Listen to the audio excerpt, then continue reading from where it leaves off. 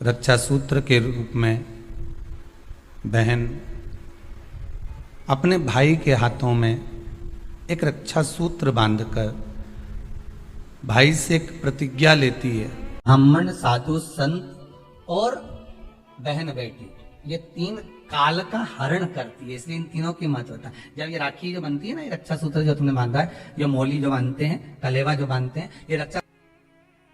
आप नारियल का गोला दो 50 बार दो, 10-10, 20-20 गोले दे दो, 50-50 गोले दे दो, मना नहीं है, हैं 2-4-8 झोला भर के दे दो, हम वो भी मना नहीं करे, एक बोरा भर के दे दो, उसका मना नहीं। पर श्रीफल की मूलता है, यहाँ नारियल का जो श्रीफल है उसकी मूलता है। और कितनी सुंदर बात है, नारियल जो बहन भाई को देती है, श्रीफल हाथ भरा हुआ रखती है, भाई को बहन जब श्रीफल देती है तो भाई वही श्रीफल अपनी बहन को कुछ दक्षिणा अर्थात कुछ रुपया रखकर, कुछ भेंट रखकर, कुछ स्वरूप रखकर, जब बहन इतनी दूर से आई वही श्रीफल भाई फिर बहन को दे देता है, ये ले तू ले जा, तू रख ले। पर बहन उस श्रीफल को लेकर नहीं जाती है, बहन क्या कहती है, नहीं नहीं तुझे रखना पड़ेगा, तू रख। तो दो चीज में से जब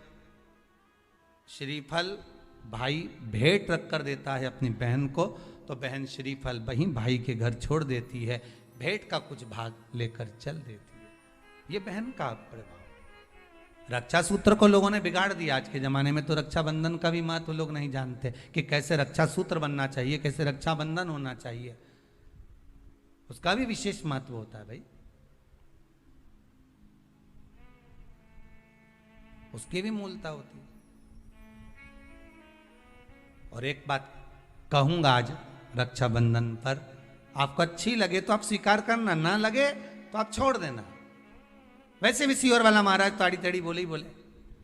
है, उसमें क्या दिक्कत, तो बोलने में तो कोई पीछे हटूंगा नहीं। एक निवेदन आप सबसे करूंगा, आपको अच्छा लगे अपने जीवन में उतारिएगा, ना लगे कोई बात नहीं, छोड़ दीजिएगा, पर उतारना जरूर। बहन से प्रॉपर्टी के चक्कर में कितना भी झगड़ा चल रहा हो, बहन का भाई से एक मकान के चक्कर में कितना भी झगड़ा चल रहा हो, संपदा के चक्कर में कितना भी झगड़ा चल रहा हो, तो भी निवेदन करूंगा,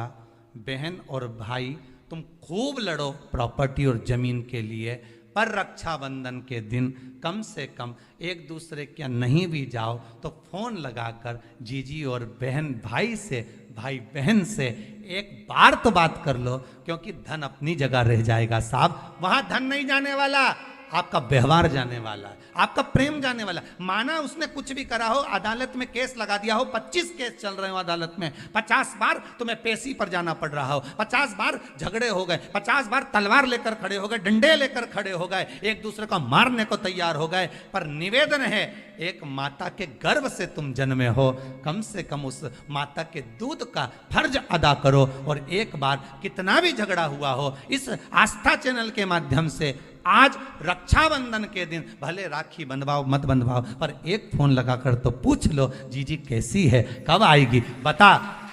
या बहन भाई को कह दे रे कैसा है, भूल गया क्या मुझे, भाई भी कह दे, लड़ाई की बात मत करना, आज के दिन बस प्रेम की बात करना कि कम से कम बहन का फोन तो आया। मेरा मन कहता है, मेरा दिल कहता है कि शायद दिवाली पर जितनी आतिशबाजी नहीं हुई होगी उतनी आतिशबाजी आपके दिल में होगी, कि जिससे केस चल रहा है वो फोन लगाकर पूछ रहा है कि भाई ने पूछा बहन से, बहन ने पूछा भाई से कैसे हो, भाभी से बात कर लो, थोड़ा बच्चों से बात कर लो। माना अदालत में देखा जाएगा, लड़ाई झगड़े सब होंगे, सब कुछ होगा, कौरव और पांडवों की कथा तो देखो रे कितनी सुंदर है,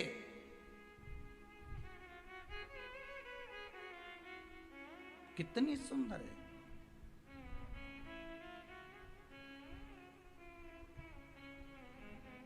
पांडवों की बहन सुभद्रा राखी बांधने कौरवों को जाती है, कौरवों की बहन राखी बांधने के लिए पांडवों को जाती है। जरा विचार करिए,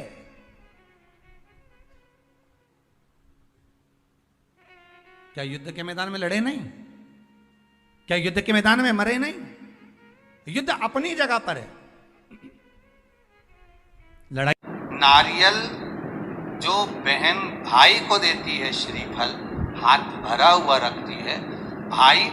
को बहन जब श्रीफल देती है तो भाई वही श्रीफल अपनी बहन को कुछ दक्षिणा अर्थात कुछ रुपया रखकर, कुछ भेंट रखकर, कुछ स्वरूप रखकर, जब बहन इतनी दूर से आई तो वही श्रीफल भाई फिर बहन को दे देता है, ये तू ले। कम से कम एक दूसरे के नहीं भी जाओ तो फोन लगाकर जीजी और बहन भाई से, भाई बहन से एक बार तो बात कर लो, क्योंकि धन अपनी जगह रह जाएगा साहब, वहां धन नहीं जाने वाला, आपका व्यवहार जाने वाला। आपका आज रक्षाबंधन के दिन भले राखी बंधवाओ मत बंधवाओ, पर एक फोन लगाकर तो पूछ लो जीजी कैसी है, कब आएगी बता, या बहन भाई को कह दे रहे कैसा है, भूल गया क्या मुझे। ब्राह्मण, साधु, संत और बहन बेटी, ये तीन काल का हरण करती है, इसलिए इन तीनों की महत्वता। रक्षा सूत्र के रूप में बहन अपने भाई के हाथों में एक रक्षा सूत्र बांधकर भाई से एक प्रतिज्ञा लेती है कि आप इस भूमि पर जब तक मेरे प्राण हैं तब तक मेरी रक्षा करोगे।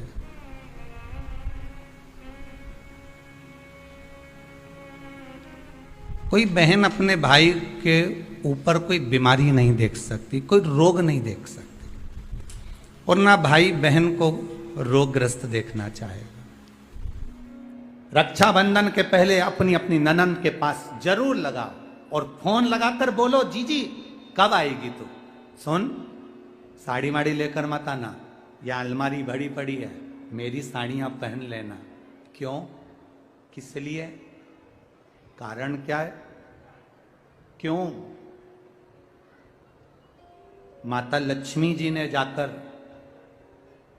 राजा बलि की धर्म पत्नी के वस्त्र को क्यों लिया था,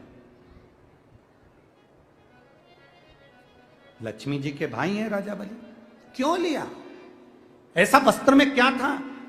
क्यों कहा जाता है जीजी मेरी साड़ी पहन लो, क्यों भाभी कहती है ननद से लो मेरी साड़ी पहन लो, लो मेरी साड़ी पहन लो, क्यों कहती है। तीन काल को हरने वाले होते हैं। पहले नंबर पर संत, ब्राह्मण, साधुजन, गुरुजन जब तुम्हारे दरवाजे पर आते हैं